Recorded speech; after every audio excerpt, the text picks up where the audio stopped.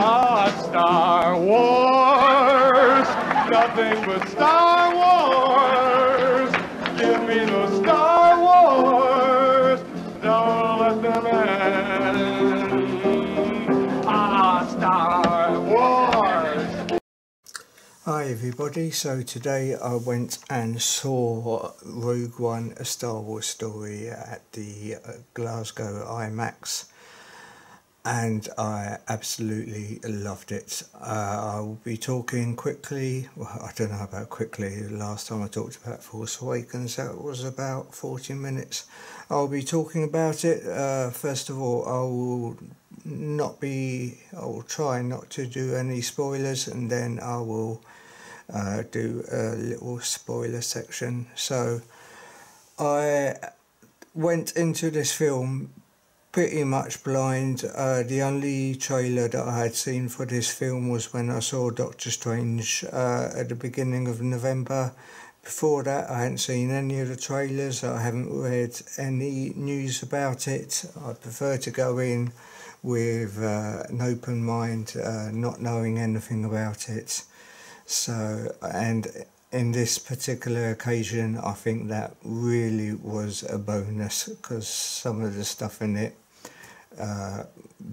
blew my mind. I thought the cast was absolutely fantastic. I knew some of the cast in it, but some of it surprised me. Felicity Jones I think was great as Jyn Erso. Donnie Yen, great as always. Ben Mendelsohn is what I think he's a fantastic actor. He's in one of my favourite films, Animal Kingdom. If you like LA Confidential, definitely check out Animal Kingdom. Forrest Whitaker, I didn't know he was in it, and he was pretty much unrecognisable to me. And right at the beginning, I didn't recognise. I knew I recognised the actor, but I didn't realise that it was Mads Mikkelsen who played Jyn's father in it. But when I saw him later, I thought it might have been him at the beginning, but I wasn't too sure. When I saw him later, I was really happy, because I love Mads Mikkelsen, one of my favourite actors. I don't know if there's any other mate. Alan Tudyk is, I think he's fantastic. I was watching the other day, I get the Firefly cargo crates, I subscribe to those, and he was unboxing Zoe's box, and it's just a fantastic video, so funny. He pretty much destroys the box. So I think he's a great comedian, not just actor. So yeah, the cast was great, and also Riz Ahmed, who I love in Chris Morris's Four Lions. It was great to see him in this. Diego Luna, I'm not too familiar with him, but I thought it was great as Cassian. I think basically Jyn and Cassian were like the two main leads, but of course it was a team effort.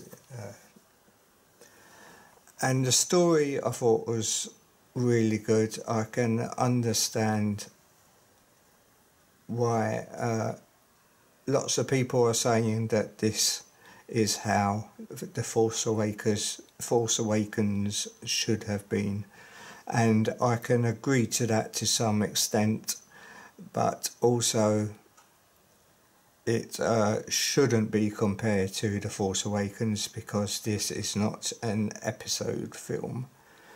But it's still, I've only seen The Force Awakens once. I do own it now. I finally got the collector's edition Blu-ray, but I'm in no hurry to watch it. I just was so let down by it. I like it, but I was expecting more. But with this film, it just grips me. I loved it. Maybe because all the characters are new and separate. Yes, Force Awakens did have new characters, but it also had reoccurring characters. Even though I love those characters, this film, it just the story as well, it just gripped me more. and it is one that I do want to watch straight over again, but now the temptation is not to buy the Blu-ray as soon as it comes out, because you know that they'll just do another Force Awakens job and release a deluxe version with more extras, so there's that problem. It may have had a bit of time to pick up, but I didn't mind that. The ending was just absolutely mind-blowing, and seeing it in IMAX 3D, it was just absolutely brilliant. And I think this is the Force Awakens did have in one of the trailers, I believe, it did have, for the first time, seeing it from the cockpit's point of view going into hyperspace, but that wasn't in the final film. This is the first Star Wars film where you actually see from the pilot's point of view in the cockpit going into hyperspace, and seeing in that in 3D was just absolutely brilliant. It isn't a must-see film in 3D, but the last stage of it in 3D is just absolutely bloody awesome, but the rest of the film isn't great. It wasn't like Doctor Strange, where throughout the film it was just great in 3D.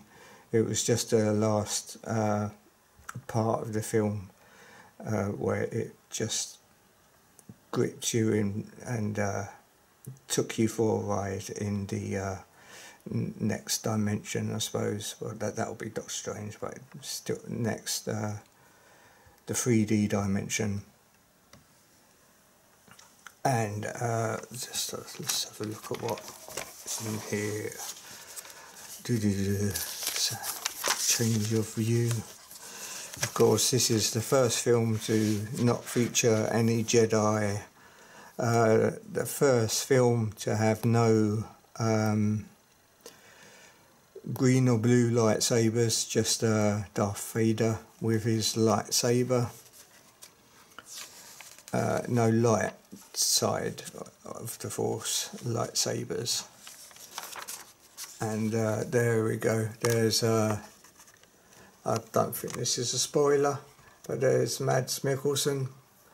I don't think it looks like him really at the beginning of the film. And there's Ben Mendelsohn, very it's got sort of the same uniform as Grand Admiral Thrawn. And Alan Tudyk did the voice of, I can't remember his name, what is it? K2SO, I think it is. It's hard to believe that Felicity Jones was in Chalet Girl. And over here there is Forrest Whitaker. He's sort of very Darth Vader-ish. All the Death Troopers, in my opinion, fantastic design. And there's Donnie Yen. I don't know if it's a spoiler or not, but he was great as a blind person that was very, very strong in the Force. And I don't know if they took inspiration from Daredevil, but he sort of had a transforming walking stick that I think it was a crossbow. It transformed into a crossbow, so like Matt Murdock's Billy Club transformed, and that's the end of that. But yeah, and there's Cassian, a sort of male lead, I suppose. I don't know if Darth Vader was sort of more like a cameo. Didn't appear in that film as much, which I suppose was best. The film was absolutely littered with Easter eggs. I won't go into them, so that probably is spoiling them. But I thought it was great as just a standalone film, and hopefully we will see more of these, but I'll prefer it if it didn't have films like young Han Solo. We've seen enough Han Solo's fantastic, of course, but we don't need another actor playing him. Just characters that are brand new and are connected to the Star Wars story, but connected only, say, maybe from the beginning or the end in that way, not as in existing characters, is how I like to see it. So yeah, as I suppose now go into spoiler territory.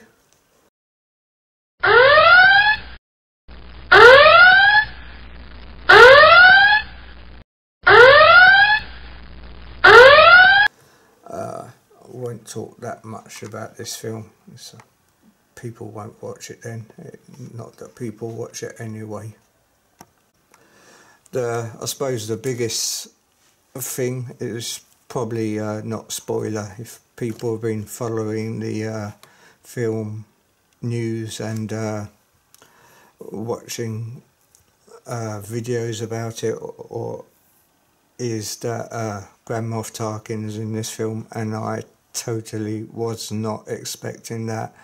The minute that I saw the silhouette of Tarkin facing the window, I just was absolutely gobsmacked. And when he turned around, my God, he looks exactly like Peter Cushing.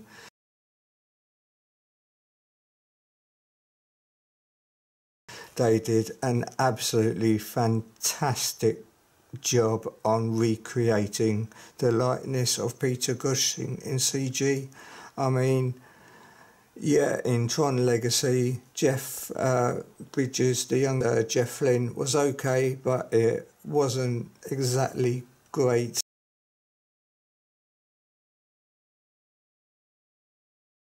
Here, it is perfection for at least up to now. I can't even speak. This is what made the film for me. I'm a massive Peter Cushing fan. Grand Moff Tarkin's probably my favourite character in the Star Wars films, and just seeing him again. And it's not like in Darth Vader where he just had a bit part here and there. He is a major character in this film, and it was just, he's got a massive rivalry with Krennic, Ben Mendelsohn's character, the power to control the Death Star.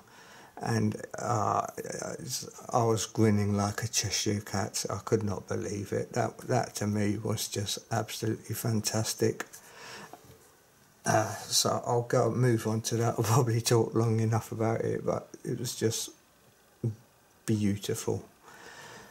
And then the final, the end part of the film. The space battle is just absolutely beautiful. As I've mentioned, in 3D, in IMAX as well, it is just glorious, absolutely beautiful. And I love that it's not a Hollywood ending, it's not a happy ending. All the main characters that you're rooting for get killed. So that to me is something that I did not expect for a film made by Disney. I thought that was great. So I suppose that's a good way of showing that, showing how you don't see them in future films or anything.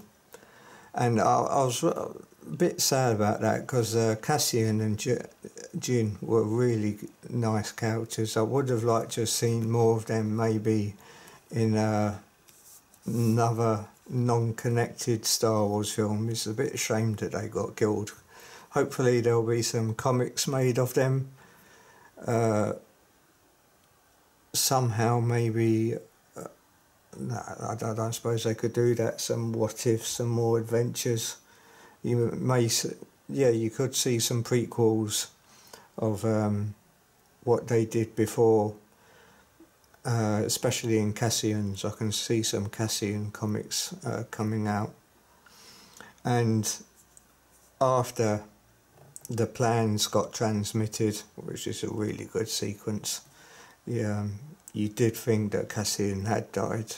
Getting the plans as well with K2SO was a really good sequence. I really did like that, having to do it manually. After it's transmitted and there's the massive boarding, and Darth Vader finally comes in sequence, and you finally do get a bit of lightsaber action. That is really good with all the Rebel Alliance troopers, not troopers, just fighters, and that bit I really liked. And the final at the end, where is it the Tantive goes away, that bit is beautiful.